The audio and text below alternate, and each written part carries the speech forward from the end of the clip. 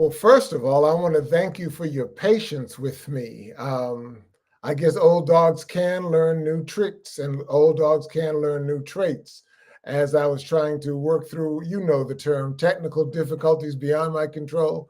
But I want to certainly want to thank the people at Shoeshine Media for making this thing happen. And it's been good. So let me hear from you where you are calling in from so I will have some idea as to who our audience is. Okay, thank you. I see someone here from Cummings, Georgia. Thank you very much for being with us tonight. Is this your first night or is this the third of your three nights? Are you 3 for 3 with that? Oh, also see someone here from Spokane, Washington. Thank you. Thank you. This is why I guess it's 4 o'clock in your time zone, Pacific Standard Time, but you're here with us and we want to thank you very, very much. Oh, someone's here from Huntsville, Alabama. Very, very good. Thank you for joining us. We're going to make this a fun-filled, educational, informational, and inspirational time that we spend together. Certainly want to thank you for that. It's been a good week. Hey, happy February. Did you get your wish on Groundhog's Day, or do you even pay attention to Paxatani Phil? I'm not sure. I didn't follow it, but send me a note in the chat to let me know whether Paxatani Phil, the groundhog, is going to give us more snow, or is it going to be dry and clear until the first day of spring, which will be on March 20th. We started the month off well. I know here in my community, we've had warmer, very seasonable weather. It's been in the mid to high 60s. I hope it's the same wherever you are. I mean, did you see the weather that's been happening around the country? I mean, they had snow in New Orleans, Louisiana, snow. I'm sure they had no type of snow removal equipment there, but I think they must have gotten through. I think the weather may have warmed up. And I'm not sure, is the Super Bowl there this year or next weekend? I'm not sure. I'll have to check my schedule. But you're with us, and I'm glad that you're here. Thank you for your encouraging words to me as I've begun this journey into live streaming and podcasting. I certainly want to thank the people at Shoeshine Media. They are the video company that operates out of Atlanta and Nashville and also Huntsville, Alabama. They're the ones who sponsored this studio and given me the training. Don't blame them if there are any mistakes. Blame me. I'm still, I guess, at the babe learning the new tricks. But hello, everyone. My name is Tim Alston, and welcome to the Tim Alston Show. Here we aim to educate, empower, and equip emerging leaders with God-thought leadership. That's right, God-thought leadership, not regular leadership, but God-thought leadership. And we'll talk about that in one of our upcoming episodes. My goal, as always, is to present to you current events and newsmakers. Current events and newsmakers, but I present it to you in the light of best practices from the Bible. Let me say that again. My goal with you is to always to present current events and newsmakers in the light,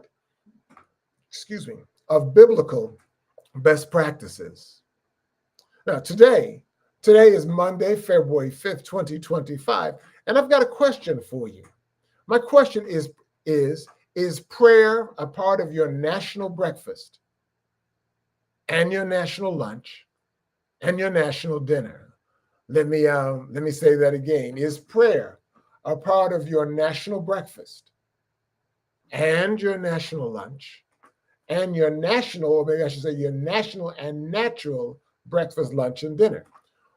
On this Thursday, February 6th, 2025, and on each first Thursday in the month of February, ever since the 1930s, the Washington, D.C. Hilton Hotel and members of the U.S. Congress host the National Prayer Breakfast.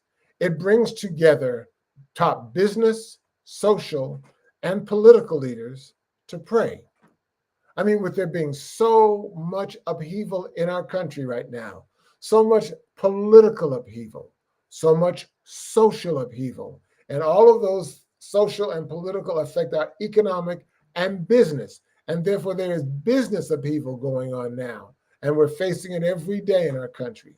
Let's focus tonight on how now more than ever before, you and I need to make prayer our national breakfast and our national lunch and our national dinner.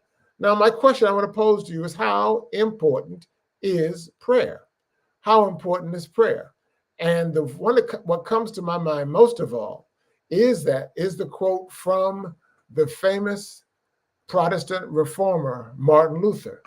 Martin Luther once said famously one day to his barber, he said that I have so much to do today, so much to do today, that I shall spend the first 3 hours of my day in prayer.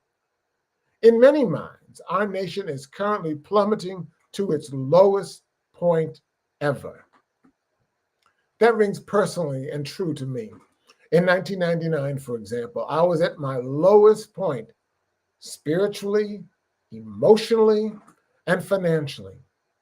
And what happened is my loving mother and father sent me a get up on your feet quotation, a very important pick me up quotation.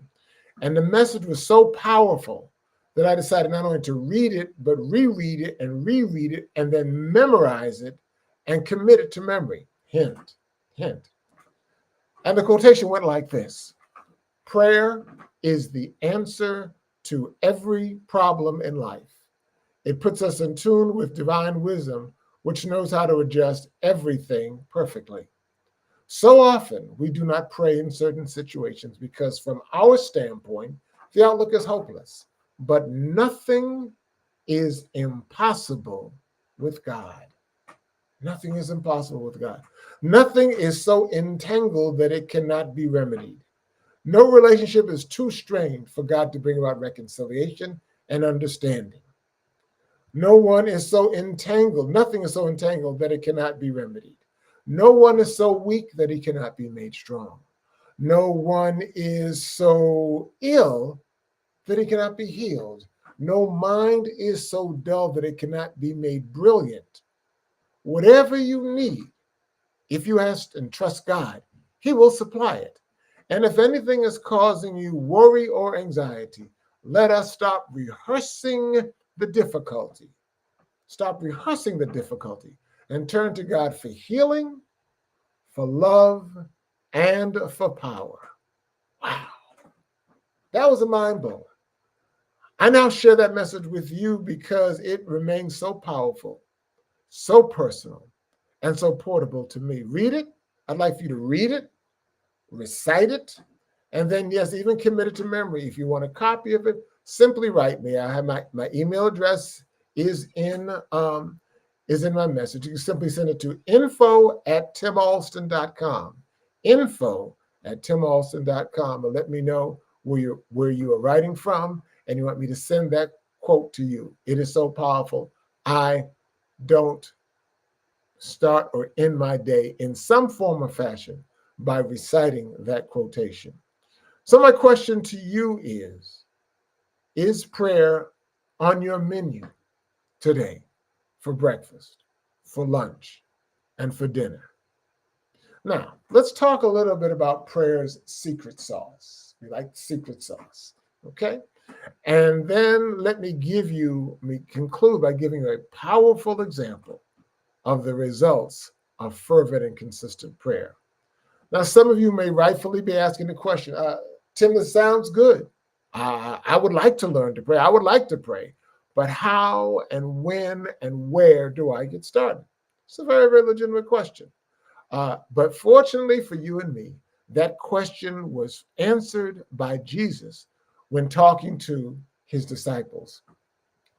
Now, as the Bible records, the disciples had spent some 3.5 years with Jesus in direct association with Jesus.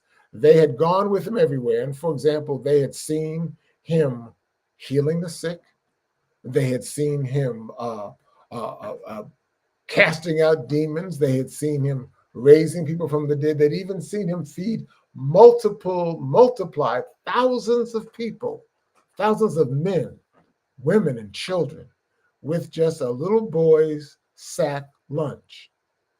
They saw all these things, but the central ingredient to what Jesus would do in their minds and in our minds too is before he performed any of his miracles, and he performed, the Bible records some 41 miracles. Before he performed any of those miracles, he would not rely upon himself, not in his own power, but he would first petition his heavenly Father to put into him what he needed to deliver those miracles. Before he did any of his miracles, it was a trademark response. Jesus first petitioned his heavenly Father, did not trust his own ability, did not trust his own powers, although he was fully God and fully human.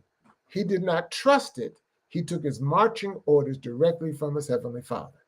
Well, therefore, and quite naturally, the disciples, seeing how powerful and fruitful Jesus' prayers were, they then asked of him, Lord, teach us to pray. Teach us to pray. In so many words, teach us to do what you do and what you have done so successfully. Jesus answered them, and it became what we now know as the Lord's Prayer. The longer version of the Lord's Prayer is written in the Gospel of Matthew, and Luke has given us the shorter version of it. For many of us, we've recited this Lord's Prayer repeatedly and often throughout our lives, in our homes and in other faith-based settings. And it begins with, Our Father, which art in heaven, hallowed be thy name. Thy kingdom come, thy will be done, on earth as it is in heaven. But then Jesus turns the corner and gives us the answer to the question, how and where do I start? And that is found in Matthew chapter 6 and verse 11, just 7 simple words when Jesus said, give us this day our daily bread. Now, let me just say that again for emphasis. Jesus said, give us this day for our daily bread. It is such a short yet powerful command, and we have recited it often and often, so often. Matter of fact, you and I have recited it so often that we fail to really let it sink in and grasp its full meaning. We easily overlook its inherent power. Prayer is and should be our daily bread, and it is enhanced by our practicing it and using it every single day. We need to make it personal, portable, and practical. But let me ask you a question in terms of current events. Did you participate in the National Quitters Day on Friday, January 10th of this year? Yeah. Did you participate in the National Quitters Day on Friday, January 10th, 2025? Well, let me back up a second. Let me ask this question. Do you still make New Year's resolutions? And if you do you still fail in an effort to keep them? Unfortunately, you're not alone. Here are the statistics. Number one, only 8% of Americans keep their New Year's resolutions throughout the entire year. Only 8%. Last year in 2024, only 3 in 10 Americans made New Year's resolutions at all. And finally, most of us who make New Year's resolutions did not make it past the second Friday in January, which is known as National Quitters Day. But there's hope for you, and there's hope for me as well. And it comes straight out of the Bible and straight from Jesus and straight from the Lord's Prayer. Give us this day our daily bread. Those are 7 words. Give us this day our daily bread. Can serve as our solution, our remedy, our cure-all for making and then breaking New Year's resolutions. It can serve as our cure-all and our solution, our remedy for making and then our breaking New Year's resolutions. This prayer was to get the disciples and now us to focus primarily on the immediate. The ignorance of that starts us on our failing on resolutions. It is in the immediate that we discover our greatest gift. Our greatest gift that you and I have is today. Today is our greatest gift, and that's why it is called the present. That's why it's called the present. Or stated another way, in Psalm 118, verse 24, this is the day that the Lord has made. Let us rejoice and be glad in it. Hear me now. Don't give up making resolutions. Hear me now. Let us begin again now on Monday, this Monday, February 3rd, 2025. But let's begin with a new resolution. And that new resolution is not to make it a resolution for the year ending on December 31st, 2025, but to now make a new day's resolution, even perhaps starting today. Yesterday is but a dream, and tomorrow is but a vision, the poet said. But today, well lived, will make all of your yesterdays a dream of happiness, and all of your tomorrows a vision of hope. Look well, therefore, to this day, for such is the salutation of the dawn. The Bible teaches us to place greater emphasis on days and daily preparation, as opposed to years and yearly preparation. For example, the Bible references year or years some 325 times in its pages, but uses the reference day or days some 1,431 times. And that's a 4-to-1 ratio right off the bat. 4 references to days, day and day, versus 1 reference to year and years.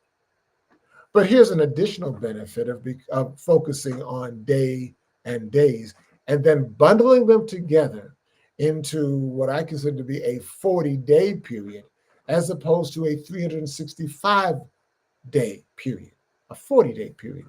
The Bible places a great deal of emphasis on the number 40. The number 40 symbolizes a period of testing as well as a period of preparation.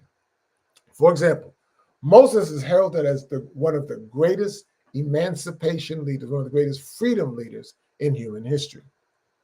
He led the children of Israel out of 400 years of Egyptian slavery and captivity and led them into the promised land there in Canaan.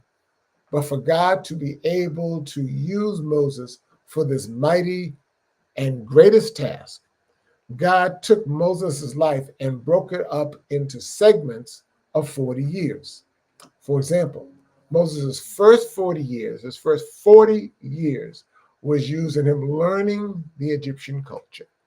Then the next 40 years was spent out in the wilderness where God unlearned him of that Egyptian culture, in order for him to learn God's plan for Israel and God's plan for Moses. The remaining 40 years of Moses' life was spent him unlearning these newly freed slaves into how to become the chosen people and how to move from that slavery mindset while they're in the wilderness, to scrub that out of them in the wilderness and to lead them into the promised land of Canaan. 40, 40, 40. The Bible records that God also uses 40-day periods for prayer, fasting, and preparation to accomplish special missions. For example, to rid the world of sin and to start it fresh, God used Noah's Ark and the flood for 40 days to cleanse. To prepare Jesus for his world-changing ministry, he had Jesus led Jesus into the wilderness to spend 40 days in the wilderness, be tempted and tried and succeed. And after being resurrected on Easter Sunday, and before he ascended into heaven, the Bible records that Jesus spent 40 days with his disciples, preparing them to introduce to the world the concept and the belief and the practice of Christianity. The 40 days for the disciples that they spent in that boot camp with Jesus worked. Out of that 40-day experience of testing and preparation, those disciples went forth and introduced to the world and established Christianity, which today, with its 2.56 billion followers, is the world's largest religion. 40 days. 40 days. That 40-day period of prayer also worked for Moses on Mount Sinai with God. It took Jonah 40 days to clean up the city of Nineveh and himself too. And Moses also sent 12 Israelite spies into Canaan for 40 days to investigate and to make the preparation for the children of Israel to enter into that promised land. Currently, my wife and I are in the midst of a 40-day period of prayer, intermittent fasting, and preparation for me tackling my next new assignment. My wife and I are currently experiencing a 40-day fast. We're hanging tough. We're now in day number 30 of our 40-day fast, and our intention is that our fast not be just a crash course, let me say. I mean, we came out of the 21-day fast in concert with the Oakwood Church, the Oakwood Seventh-day Adventist Church in Huntsville, Alabama. We did that with them, the intermittent fasting, the daily. We chose the option of the daily 23-hour fasting and the scripture reading and the fellowshipping. But it worked well for us. We began to develop the mindset that we can keep doing this. So now we are at day 30, and we have every good intention of even moving beyond the 40 days into making this lifestyle of morning and evening worship, morning and evening prayer, morning and evening Bible study, and that 23-hour fasting, making that our new lifestyle management. We choose to thrive in 2025. So tonight, can you use that type of 40-day period in your own life for your own testing of certain things? I can almost assure you that it's going to work. Once again, the Bible uses the number 40 to symbolize a period of testing and a period of preparation. Now, back to the news. As of tonight's broadcast, they have not announced who the keynote speaker is going to be for the National Prayer Breakfast on this upcoming Thursday, the 6th of February. However, I remember last year the keynote speaker was the outgoing president, Joe Biden. And what I remember the most about his presentation was the fact that he reminisced about being with his son on his deathbed, on his son Beau Biden's deathbed in the year 2015. And his son Joe Biden Jr., but his son Beau, as they called him, said, "Promise me, Dad, promise me that you will not stop and you will not end your life of public service." And Joe Biden honored that commitment to his son. As a result of his promise and his commitment to his dying son, President Biden incorporated this promise into his daily prayer life. His hard work and his answered prayers resulted in him being elected in 2020 as our 46th president. Biden's actions were modeled after Jesus' counsel to his disciples, "Give us this day our daily bread." Give us this day our daily bread. Prayer became Joe Biden's daily bread. You and I have discussed during this time how prayer is not only needed, but should be practiced as our daily bread. Prayer should be our national breakfast, our national lunch, and our national dinner, but certainly our national daily breakfast. You and I were taught throughout our life that breakfast is the most important meal of the day. It breaks our overnight fast, it restores our energy levels, and it jumpstarts our alertness for getting results. Prayer as our daily bread brings results. Again, I go back to the quote from Martin Luther: "I have so much to do today that I'm going to spend at least 3 hours in prayer in order to be able to get it all done." And just think about it. Think about it. Can you imagine if you and I, like Martin Luther, were to spend 3 hours each day in prayer? That is approximately 11 and a half minutes every hour of our waking hours of approximately 14 hours during the day. If you and I were to attempt that then you and I would become unstoppable. We would become emptied of self, and we'd be totally surrendered to God's will and his ways in our life.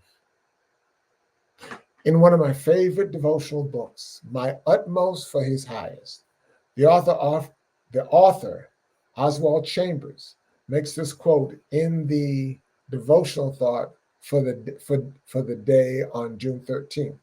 He said, if you are willing to give up your right to yourself, then he will make a holy experiment out of you.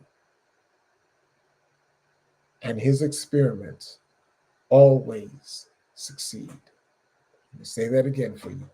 If you are willing to give up your right to yourself, then he, God, will make a holy experiment out of you.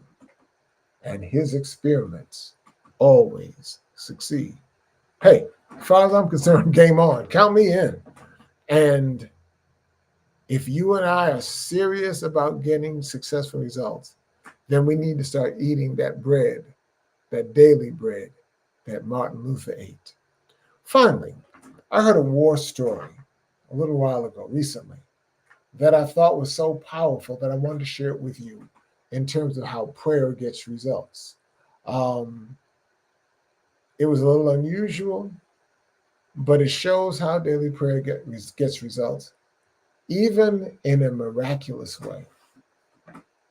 There was an American soldier in World War I who was getting ridiculed by his compatriots about his daily prayer life. And he was particularly getting ridiculed by his commanding officer, who was an avowed atheist. Now, his army unit was hunkered down into a bombed out, burned out building just outside of Paris. And across the street from their bunkering, their being hunkered down, was an abandoned car with a key still in the ignition. There was a fear on the part of the soldiers and certainly the commanding officer that car could be used as a booby trap against those American soldiers. And so they felt the need to put that car out of harm's way. And the commanding officer had an idea. He turned to his praying soldier and said to him, I need you to go move that car, crank up the engine, and move it some 500 yards away into an open field, and then come back. Well, very dutifully, the praying soldier got behind that car's steering wheel. He sat there and prayed for about 2 to 3 minutes, cranked up the engine, and then drove that car some 500 yards into that open field. Upon his return, his commanding officer stood up, saluted that soldier, and then uttered this confession to the others in front of that entire unit. He said, soldier, now I believe in your prayers and in the God you serve. You see that abandoned car that you moved, that you just drove? It had no engine in it. Wow. That soldier's diet of faith and praying is available to each of us when you and I make it our daily bread. That praying soldier exercised that self-same faith as the psalmist David when he declared of God, he shall call upon me and I will answer him. I will be with him in trouble. I will deliver him and honor him. Psalm 91:15. Now more than ever before, you and I need to submit and to pursue that type of faith. And together, we will win battles. Thank you for listening. Thank you for being a part of our show. Again, we will win. Thank you for joining this ministry. Thank you for joining us on this journey. My name is Tim Alston, and this has been the Tim Alston Show. I certainly hope, it has been my hope, our team's hope, that this show has become to you your weekly guide for inspiration and action. And if this message resonates with you, don't just listen to it. Instead, do three things: subscribe, like it, and share it with others.